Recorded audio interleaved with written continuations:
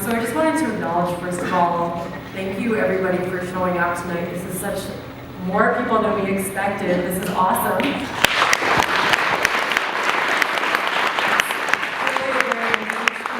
I actually was seeing online that there are people downstairs in the overflow room as well. So you're lucky at least you're upstairs in the main room. And I also wanted to acknowledge that annoying bell. Someone brought it to my attention that it's been every 7.5 minutes that it's been going off. A very clever reminder, I think, of how annoying and irritating and disruptive it will probably be to have a train going by your neighborhood every 7.5 minutes on an elevated express.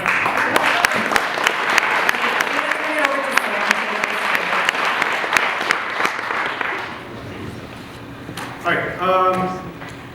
Thank you guys for showing up again on a really cold night, and I want to thank Metrolinx for giving us the opportunity to present in front of our community. We really appreciate that. Thank you so much.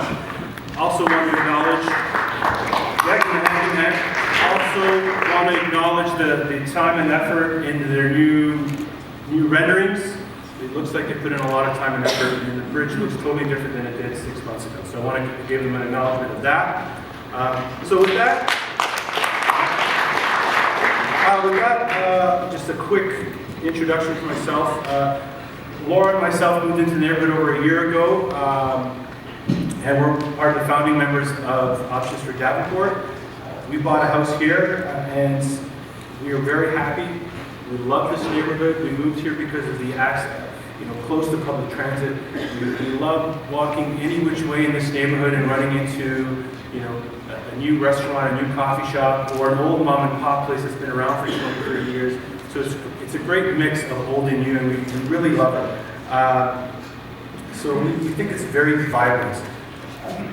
So Davenport is our home. We'd like to be here for decades to come. I think a lot of people in this room can relate to where we're coming from.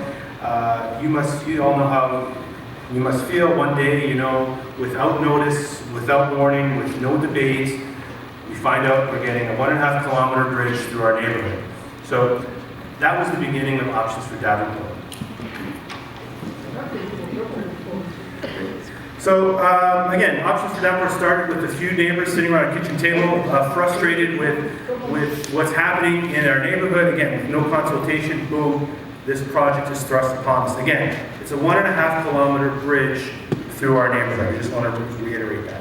Again, we have over 500 members on our mailing list, 1,500 signatures on our petition. We're really starting to engage the community. So, again, so I want to really tell the media, I want to tell the people who are not in this neighborhood, that we support public transit. We use public transit. We all want to. All right. I'm not as loud as I thought. Okay. So we support public transit. We understand it. We use it. We want everybody to win from this situation. So that's where we're coming from. We just think the project as proposed is the worst of all the options, and that's where we're coming from.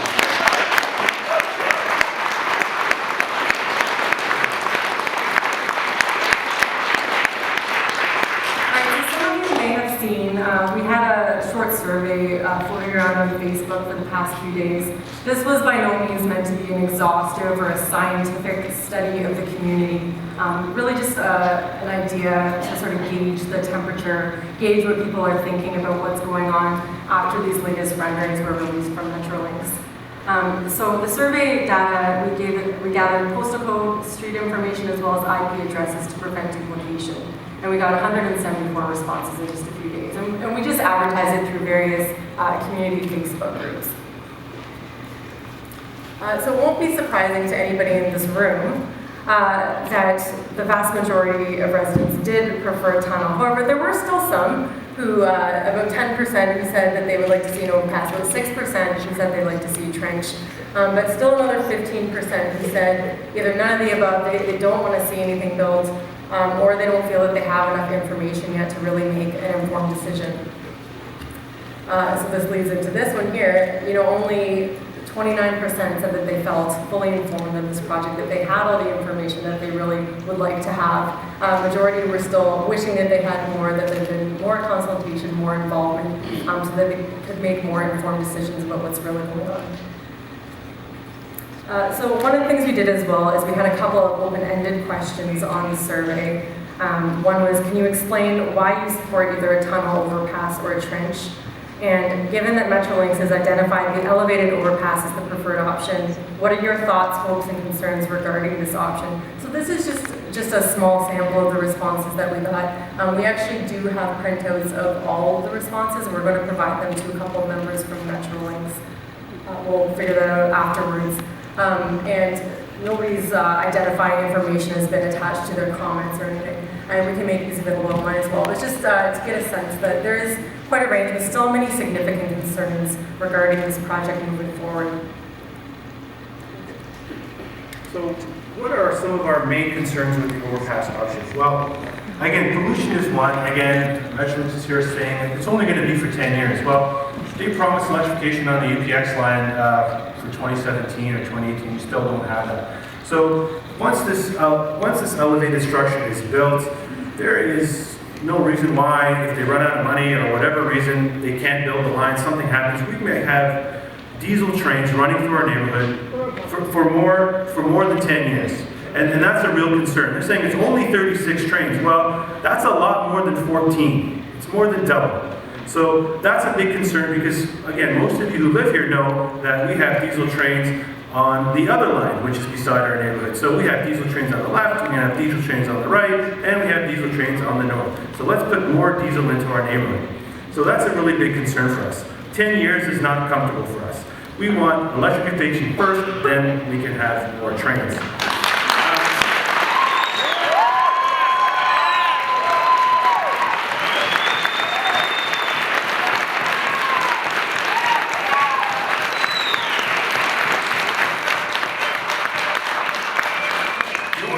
Noise and vibration. Yeah, bridge looks pretty again, but again, we're going to have at least 10 years with diesel trains. Again, 10 years of more noise. All these renderings are beautiful, but they all have one common theme. None of them show how close they are to residential homes.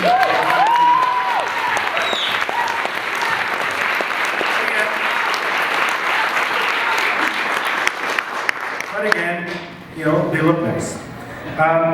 The noise and vibration, again, City TV came here before Christmas and they measured the noise level of a train going by. It was about 100 decibels. That's about the sound of a rock concert. So imagine every 7.5 minutes a rock concert going by your house. That's only one train. Imagine when 2 trains pass each other, how loud it's going to be. Okay, so that's some more of our concerns are safety. And again, this hasn't been discussed at very few, I don't think at any of the public meetings. Safety above the tracks. Well, we all know the rumors, we hear about them. When you're going from 14 trains to 182 or 180 trains, I don't know, statistics may show that there's a better chance of a derailment. Well, they haven't discussed or talked about how they're going to mitigate any of those derailments. What happens if a train falls off the track at 60 kilometers an hour and hits a condominium or a townhouse or a home? So that's one of our concerns. Also, I don't know if you know, but Weston had a problem with derailments. They were going through this with Metrolinx, and they negotiated a tunnel because they were concerned about derailments, because they also have a dense neighborhood. They got a tunnel, we're getting a bridge. Okay, so we don't understand that. Also, safety under the bridge. They talk about it. You know, again, it's beautiful. The lights are all on. What happens when the lights don't work? What happens when the light goes out? Right? The tunnel underneath that bridge is not going to be so bright. We're concerned, if they're so concerned about our safety, why hasn't Metrolinx approached the Toronto Police Service? When we contacted them about this project, they had no idea this was happening. So again, if this is a concern, maybe you should get in touch with local police who knows the area, knows what's happening under these bridges. They talk about Patton Road underpass. Well, Patton Road used to have an underpass. That was closed due to a lot of crime and other issues. So again, these are things they need to talk to local police and the community about before they move forward with a bridge plan. Okay? Again, Just to show you how much residential is around here, you have the orange shows you the existing residential about 15 to 30 meters from the rail corridor, and the red shows you the existing residential. What this doesn't show you is all the future development. And if I could show you, this is where a new library is going to go. This is where the new used condominiums are going, the new metro. There's a couple of towers going up here, and I believe there's more townhouses going up here on Davenport Avenue, and more condominiums. So at the apex of this bridge, you're going to have probably 4 or 5 new condominium developed in the next 2 or 3 years. So when those people move in, they're going to have a nice bridge to look out their window and see that going by. So again, this is going to be a densely populated area, and we feel again a bridge is not the best option.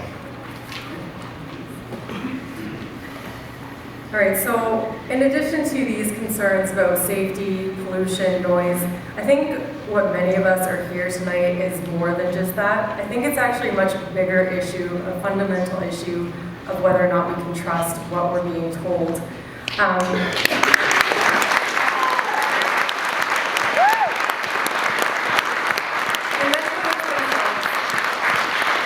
Metrolinx themselves have acknowledged that they know that they've got a community relations deficit in Davenport because there has been not a great history in this community with their past projects.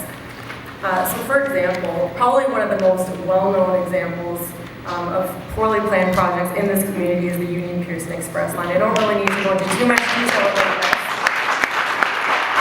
It's been in the news, it's well known. The building of this line was rushed to accommodate what many feel was an artificial political deadline of the Pan Am Games, that they needed absolutely to finish it before the Pan Am Games. They could not electrify first because they needed to finish it. And now we see, these lines are running mainly empty. The stations at Bloor and Weston are still not finished, and local people can't actually access the trains because it's too expensive for them to take them. So this is an example of something that was really not well planned, didn't really work together with the community. And it's hard for the community to see moving forward that whatever other project they do is going to be. How do we know that this, too, is not an artificial deadline, that it has to be done right away? Why can't we wait? Why can't we take the time to study more options and make sure that this is thoroughly and properly planned?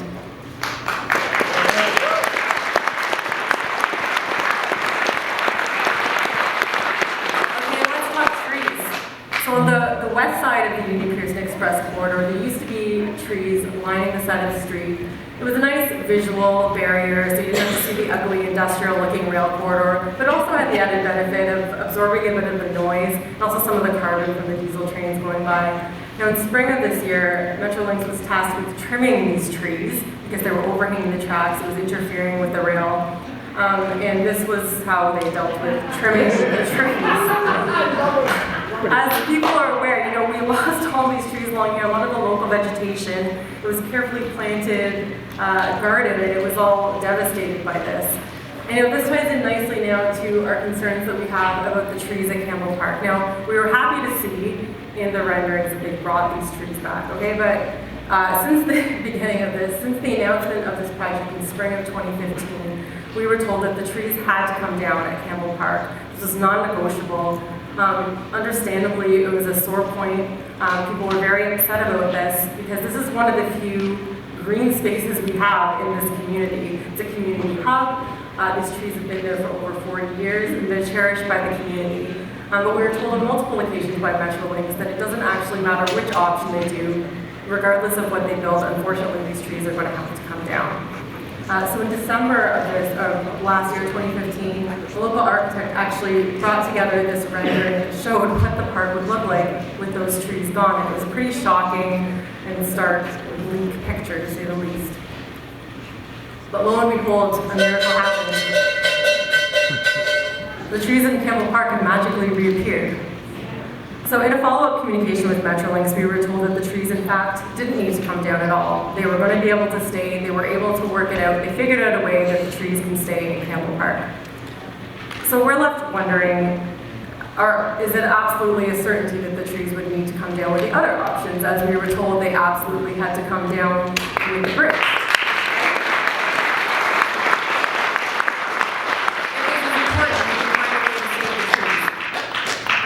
How do we know that the next time that they have to come by to prune these trees, that we're not going to have what happened along the side of Dundas West.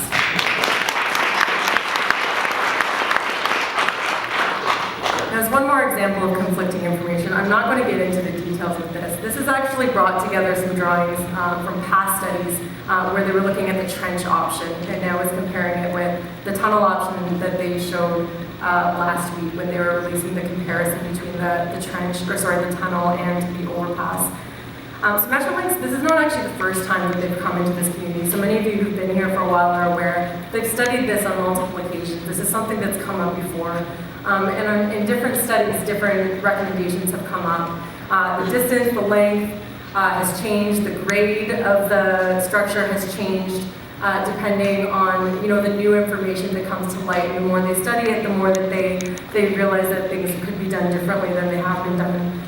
So we're left wondering, is this really a true representation of the best that they could do with the tunnel? If there are serious concerns that are raised with the current tunnel plan, they haven't actually studied it fully yet. So we do still have time, if we were to go forward with the full EA process, to take a look at this for real and make sure, okay, is there really no way around some of these impacts that we're talking about? Could we not avoid them with more creative engineering? And that's something that we've yet to see.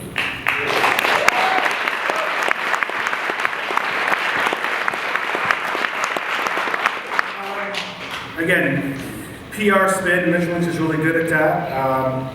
A couple of things we want to talk about. They talk about the deficit with the community, trust. Well, it comes with the PR spin. When we hear on radio and television that, the community's okay with the bridge, we did a reference panel and we have 89 recommendations. Well, what Metrolinx doesn't tell the media is that, well, they were only allowed to look at one option. That was it.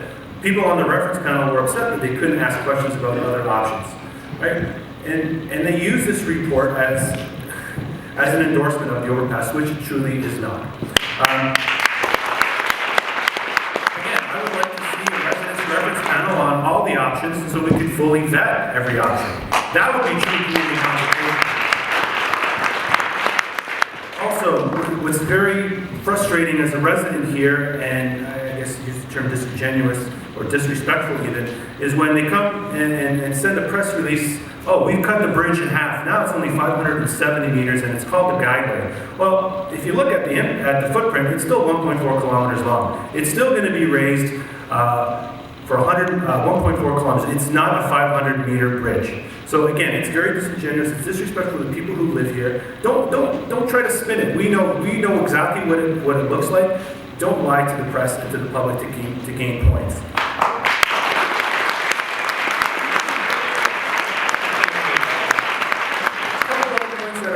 Here, they talk about the gardener. They have a photo, a rendering of what our bridge is going to look like compared to the Gardner Expressway, and it looks a lot smaller. But what people, I guess, what Metrolinx doesn't understand is the comparison to the Gardner is because, well, in 1950, there was nothing downtown but railway yards and warehouses. There was no residential buildings down there. The only residential buildings that were there were along the lakeshore, and they all got demolished because of the Gardner. So, Parkdale got cut off from the lake. It's taken 70 years for them to get back to, I guess, back on track. This is not a vast industrial wasteland. We have homes here, we play here, we live here. This is not a place for an elevated expressway. Again, none of the renderings showed the bridge near any of the homes, any of the condos. It's like nobody lives here. It's like the bridge exists in a vast meadow or vacuum.